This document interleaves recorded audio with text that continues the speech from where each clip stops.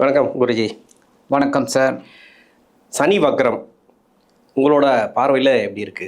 சனி பகவான் இப்போ 26/7/2026 முதல் டிசம்பர் 10 வரைக்கும் கிட்டத்தட்ட ஒரு 138 நாள் வக்ரகதியில் இருக்கார். இந்த வக்ரம் அப்படிங்கிறது என்ன அப்படின்னா, சாதாரணமாகவே சூரியனுக்கும் சனீஸ்வர பகவானுக்குமே டிஸ்டன்ஸ் ஜாஸ்தி, உங்களுக்கே தெரியும். இப்போ இது வக்ரம் அப்படிங்கும்போதே ஒரு இழுவைன்னு சொல்லுவாங்க. எப்படின்னா, சூரியனோட ஆற்றல் வந்து இந்த சனீஸ்வர பகவானை கொஞ்சம் இழுக்கிறதுனால அந்த வக்ரகதியில் அது பின்னோக்கி செல்கிற மாதிரி ஒரு பிம்பம். ஆக்சுவலாக பார்த்திங்கன்னா அந்த நட்சத்திர நகர்வு தான் இருக்குமே தவிர பெருசாலாம் இது இருக்காது. அப்போ நிறைய பேர் வந்து என்ன சொல்கிறாங்கன்னா, பின்னோக்கி செல்வது அப்படிம்பாங்க. பின்னோக்கியெல்லாம் செல்லவே செல்லாது. எப்படின்னா, இந்த வக்ரம் அப்படிங்கிறது பார்த்திங்கன்னா, இப்போ ஒரு ஹைவேஸில் நீங்கள் போயிட்டுருக்கீங்க, ஒரு பஸ் போயின்னு இருக்குது, உங்கள் பஸ்ஸு பின்னாடியே வந்துட்டுருக்கு, ரெண்டும் கிட்டத்தட்ட ஒரு ஈக்குவல் இதில் போயிட்டுருக்கு. அப்போ நீங்கள் ஜன்னல் வழியாக அந்த வண்டியை பாருங்கள், கிட்டத்தட்ட ஒரு கொஞ்சம் பின்னாடி போகிற மாதிரியே இருக்கும். ஆனால் ஆக்சுவலாக பார்த்திங்கன்னா ரெண்டும் நம்ம இதுலேயே தான் வருது. ஆனால் அந்த வண்டி வந்து உங்களுக்கு பின்னால் போயிட்டே இருக்கிற மாதிரி ஒரு பிம்பம் இருக்கும். ஆனால் ஆக்சுவலாக அது கிடையாது. அந்த மாதிரி இந்த வக்ரம் அப்படிங்கிறது அந்த ஒரு கிரகத்தோட ஒரு வேலையை செய்ய விடாமல் இருக்கக்கூடிய ஒரு அமைப்பு. அப்போ இந்த மீன ராசியில் அற்புதமாக சஞ்சாரம் பண்ணிகிட்டு இருந்த சனீஸ்வர பகவான் இப்போ வக்ரகதியில் இயங்க போகிறார். கிட்டத்தட்ட அந்த சூரியன்லேருந்து 9வது இடம், 8, 9, 10 அதெல்லாம் வந்து பார்த்திங்கனாலே வக்ரம் தான். அப்போ இந்த சூரியனோட நகர்வும் இருக்கும், இந்த சனீஸ்வர பகவானோட இதுவும் கொஞ்சம் கொஞ்சமாக இது பண்ணோம். அதுக்கப்புறம் டிசம்பர் 10 தான் வக்ர நிவர்த்தி ஆறார். ஏன்னா சூரியனும் சந்திரனும் இது சனீஸ்வர பகவானும் ஓரளவுக்கு கிட்டத்தட்ட வந்துடுவாங்க. சனி பகவான் உங்களுக்கே தெரியும், தர்மகாரகன், நியாயவான். அப்போ சில ராசிகளுக்கு ஒரு நன்மை பயக்கக்கூடிய அளவில் இருக்கும் இந்த வக்ரம். சில ராசிகள் கொஞ்சம் எச்சரிக்கையாக இருக்கிற மாதிரி இருக்கும், அவ்வளோதான். ஆக இந்த சனி பகவானோட வக்ரகதி இந்த தடவை பார்த்திங்கன்னா அதே ராசியில் தான் இருக்குது. அதனால் பிரச்சனையே கிடையாது. உத்திரட்டாதி நட்சத்திரத்திலே தான் அவர் வக்ரகதி அடையிறார். அதனால் ஒன்றுமே பிரச்சனை கிடையாது. கும்பராசிக்கு வரப்போகிறதில்ல. ஸோ மீன ராசியில் வக்ரம் அடையக்கூடிய இந்த சனீஸ்வர பகவான் ஒவ்வொரு ராசிக்கும் என்னென்ன பலாபலன்களை கொடுக்க போகிறாருங்கிறத பற்றி பார்ப்போம். அதுக்கு முன்னாடி நம்மளோட ஆன்மீகம் ப்ளஸ் சேனல் நேயர்கள் அனைவருக்கும் ஜோதிட குருஜியின் இனிய வணக்கங்கள், வாழ்த்துக்கள், ஆசீர்வாதங்கள். சப்ஸ்கிரைப் பண்ண அனைத்து இனிய நெஞ்சங்களுக்கும் எங்களது நெஞ்சார்ந்த நன்றிகள்.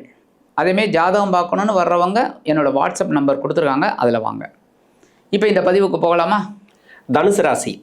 தனுசு ராசிக்கு 4ஆம் இடத்துல சனி வக்ரம், அர்த்தாஷ்டம சனி. நிறைய பேர் வந்து பயந்தது அர்த்தாஷ்டம சனிக்கு தான். ஆமாம், அர்த்தாஷ்டம சனி என்ன பண்ணுமோ ஏது பண்ணுமோ அப்படின்ட்டு அதையும் சமாளிச்சுட்டு தான் இருக்காங்க இந்த தனுசு ராசிக்காரர்கள். இன்னொன்று, இதை விட அங்கே இருக்கக்கூடிய நட்சத்திரம் தான் அவங்களுக்கு நல்லதையும் கெட்டதையும் செய்யும். அதில் இருக்கக்கூடிய கிரகங்கள் தான் நல்லதையும் கெட்டதையும் செய்யும்.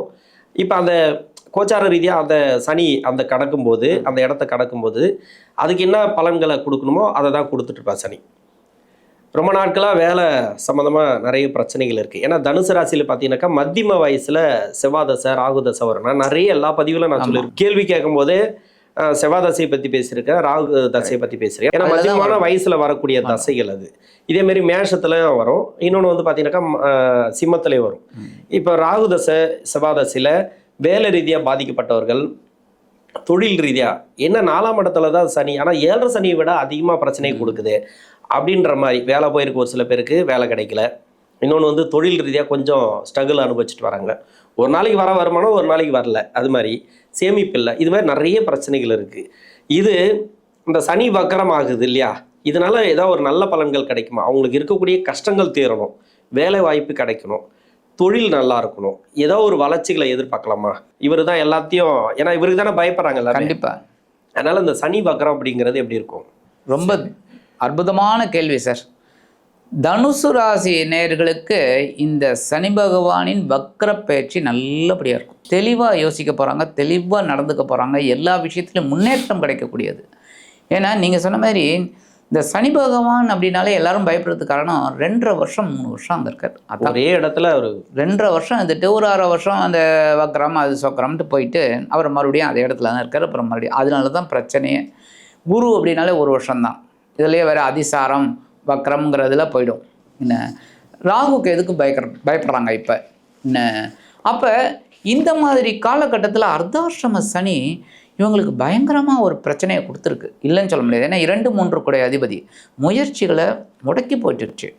ஏன்னா எப்போவுமே முயற்சி எடுத்தால் தானே வருமானம் கிடைக்கும். முயற்சியே எடுக்க முடியலன்னா வருமானம் எப்படி வரும்? ஸோ முயற்சியும் எடுக்க முடியல, பொருளாதாரமும் சரிவை சந்தித்தது. நிறைய பேருக்கு பார்த்திங்கன்னா ஏகப்பட்ட குழப்பங்கள், உடல் ஆரோக்கியம் எல்லாமே ஒரு டென்ஷன். உத்தியோகத்தில் நிறைய பேருக்கு நீங்கள் சொல்ல மாதிரி வேலை போயிடுச்சு, இல்லைன்னா சில பேருக்கு அடுத்தது ஒரு சாதாரண ஒரு வேலை கிடச்சிருக்கு, இல்லைன்னா அட்ஜஸ்ட் பண்ணிட்டு போகிறாங்க.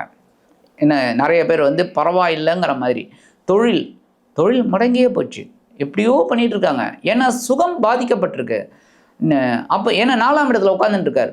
என்ன ராசிநாதனோட இடம் அப்படின்னா கூட அங்கே உட்காந்துட்டு இருக்கிறது சனி பகவான் இவங்களுக்கு வந்து பாடத்தை கொடுத்துட்டுருக்காரு. இந்த பாடத்தை இவங்களால படிக்க முடியல, ஏன்னா அந்தளவுக்கு கஷ்டம், அவ்வளோ பெரிய லென்த்து பாடமாக இருக்குது.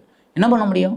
அப்படிப்பட்ட சூழலில் இவங்களோட ராசிநாதனும் இடக்க உட்காந்துட்டுருக்கார், அஷ்டமத்தில் மறைஞ்சி வேற உட்காந்துட்டுருக்கார். ஸோ அவராலேயும் ஒரு நன்மை இல்லை. சரி, சனி பகவானோட பார்வை பார்த்திங்கன்னா கரெக்டாக தொழில் ஸ்தானத்தை பார்த்துட்டுருக்கார். 1. 2வது இவங்க ஜென்மராசியை பார்த்துட்டுருக்கார். ஸோ இவங்களால் இந்த சாதாரணமாகவே ஒரு பக்கம் இடினா பரவாயில்ல, 2 பக்கம் இடி. ஸோ இவங்களால் மீட் அவுட் பண்ணல, சமாளிக்கிறாங்க. ஏன்னா வேறு வழி, சர்வை பண்ணி ஆகணுமே, சமாளிக்கிறாங்க. அவங்களுக்கு இப்போ அழகாக சந்தோஷமாக இருக்கக்கூடிய ஒரு சூழல் கண்டிப்பாக அமையும். ஏன் அப்படின்னா அர்த்தாஷ்டம சனியில் வக்கரமடைகிறார். அர்த்தாஷ்டம சனி வக்கரமடைகிறார், அது பெரிய பாக்கியம். ஏன்னா வக்கரம் அப்படின்னாலே அந்த சாதாரண செய்ய வேண்டிய வேலைகளை அந்த அளவுக்கு செய்யறதுக்கு முடியாது அவரால். ஸோ அவர் கொஞ்சம் பொறுமையாக தான் செய்வார், ஒன்றும் பெரிய பாதகங்களை கொடுக்க மாட்டார். ஸோ இப்போ உடல் ஆரோக்கியம் பாதிக்கப்பட்ட நபர்கள் ஆரோக்கியமாக இருக்கக்கூடிய ஒரு சூழல் உண்டாகும். அதேமாரி கடன் சுமையில் சிக்கி தவிச்சு சின்னாபின்னமானவர்கள் கடன் சுமை குறையிறதுக்கு ஒரு வாய்ப்பு கிடைக்கும். எப்படின்னா உழைக்கிறதுக்கு ஒரு வாய்ப்பு.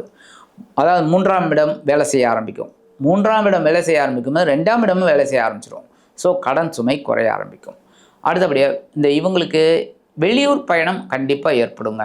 ஆன்மீக பயணங்கள், வெளியூர் பயணங்கள், இதெல்லாம் அவங்களுக்கு நல்லபடியாக ஒரு முன்னேற்றம் கிடைக்கும். புதுசாக வேலை தேடுற குழந்தைகளுக்கு நல்ல வேலை வாய்ப்பு கண்டிப்பாக கிடைக்கக்கூடிய ஒரு காலகட்டம் இந்த காலகட்டம்.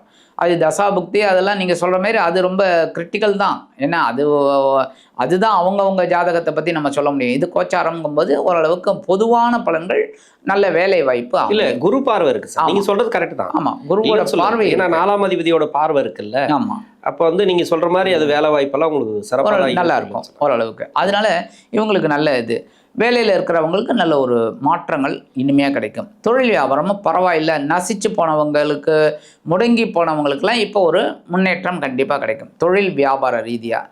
அடுத்தபடியாக சுபகாரியங்கள் அப்படின்னு பார்த்திங்கன்னா இவங்களுக்கு வந்து இந்த அஷ்டமத்தில் இருக்கக்கூடிய குரு பகவான் பார்வையாக 2ஆம் இடத்தை பார்க்குறார். அது கொஞ்சம் விசேஷமான பலன்கள். ஸோ 2ஆம் இடம் புனிதமாகிறதுனால இவங்களுக்கு ஒரு வருமானம் கிடைக்கும். குடும்பத்தில் ஒரு சுபகாரிய நிகழ்ச்சிகள் நடைபெறுவதற்கு வாய்ப்பு.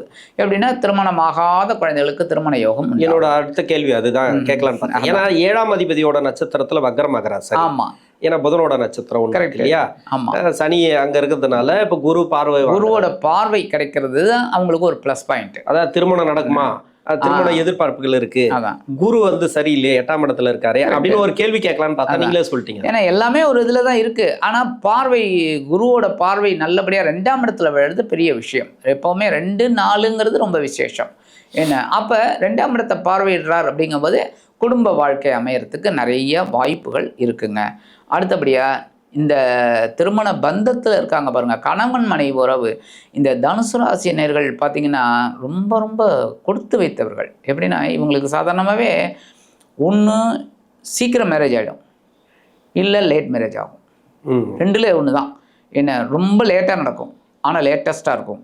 சில பேருக்கு சீக்கிரமே ஆகிடும், ரொம்ப அண்டர்ஸ்டாண்டிங்காக இருப்பாங்க. ஏன்னா எப்போவுமே அது அப்படியே மெயின்டைன் ஆகிட்டு இருக்கும். ஏன்னா மூலம், போராடம், உத்திராடம், மூல நட்சத்திரங்கள் சாதாரணமாக லேட் ஆகும். ஆனால் லேட் ஆனாலும் லேட்டஸ்ட்டாக இருக்கும், ரொம்ப அப்படியே அனுசரித்து போயிடுவாங்க. பூராடம் கேட்கவே வேண்டாம், சுக்கிரன் சில சமயம் சீக்கிரம் ஆகிடும். என்ன சீக்கிரம் ஆனோடனே நல்லபடியாக ஒரு வாழ்க்கை அவங்களுக்கு கிடைக்கும், அனுசரித்து போயிடுவாங்க அவங்களும்.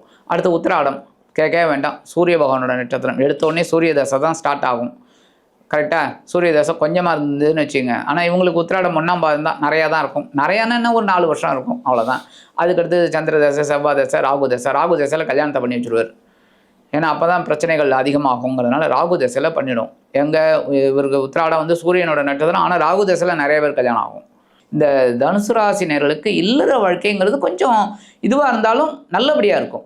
அதனால் கவலைப்பட வேண்டிய அவசியம் இல்லை. கணவன் மனை உறவுலாம் ரொம்ப நல்லா இருக்கும். அதுவும் இப்போ சுகஸ்தானத்தில் வக்ரமடைகிறார் அப்படிங்கும்போது சுகங்களை அனுபவிக்கக்கூடிய ஒரு பாக்கியம் இப்போ கண்டிப்பாக கிடைக்கும். ஓகே, பரிகாரம் அப்படின்னு பார்த்தீங்கன்னா கண்டிப்பாக இவங்க வந்து சித்தர்கள் வழிபாடு எப்போவுமே பண்ணணும். அது நான் எப்போவுமே சொல்லுவேன், எந்த பயிற்சியிலுமே சொல்லுவேன். ஏன்னா சித்தர்கள் வழிபாடு அவங்களுக்கு அதான் பெருசு.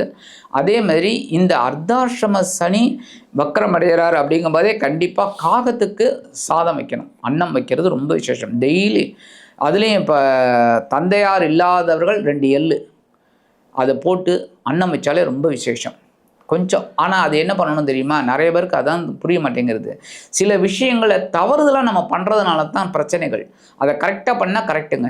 எல்லாமே பரிகாரங்கள் கரெக்டாக ஒர்க் அவுட் ஆகும். எப்போ கரெக்டாக பண்ணணும், அன்னத்தை உருண்டை பண்ணக்கூடாது. சாதமாகவே எடுத்து 2 எள்ளு போட்டு அப்படியே கொண்டு வச்சிடணும். உதிரியாகவே சொல்லுவாங்க பார்த்தீங்களா, உதிரி அன்னமாக வச்சிடணும் சாதம். உருண்டை தான் பண்ணக்கூடாது. உருண்டை பண்ணி எள்ளு போட்டோம் அப்படின்னா அது பித்துர்காரியம். அதை நம்ம பண்ணக்கூடாது, அதான் பண்ணக்கூடாது. அது பண்ணுறது தவறு. இது வந்து அன்னத்துக்கு சாதம் வைக்கிறது. 2 எள்ளு 2 தான் அப்படி போட்டு எள்ளு வந்து கேதுவோட ஆதிக்கம் அதிகமாகிடும். கேதுவோட ஆதிக்கம் அதிகமாச்சு அப்படின்னா நமக்கு ஞானம் வரும். எப்படி ஞானம் வரும், பிரச்சனை வந்தால் தாங்க ஞானம் வரும். அப்போ பிரச்சனைகள் அதிகமாகும். அதுக்காக தான் கூடாது. 2 எள்ளு போட்டு அப்படியே உதிரி சாதத்தை அப்படியே காக்காய்க்கு வச்சுட்டு வரட்டும். அவ்வளோ அமிர்தமாக இருக்கும் இவங்களுக்கு வாழ்க்கை. ஸோ இந்த சின்ன பரிகாரம் இவர்கள் பண்ணாலே அட்லீஸ்ட் சனிக்கிழமை பண்ணாலும் போகிறோம், தினந்தோறும் பண்ண முடியலன்னா. ஆக இந்த சின்ன பரிகாரம் இந்த தனுசு ராசினியர்கள் பண்ணினாலே இந்த அர்த்தாசிரம சனி வக்ரகதியில் இந்த 138 நாட்களும் அதி அற்புதமாக அமையும் என்று கூறி விடைபெறுகிறேன். நன்றி.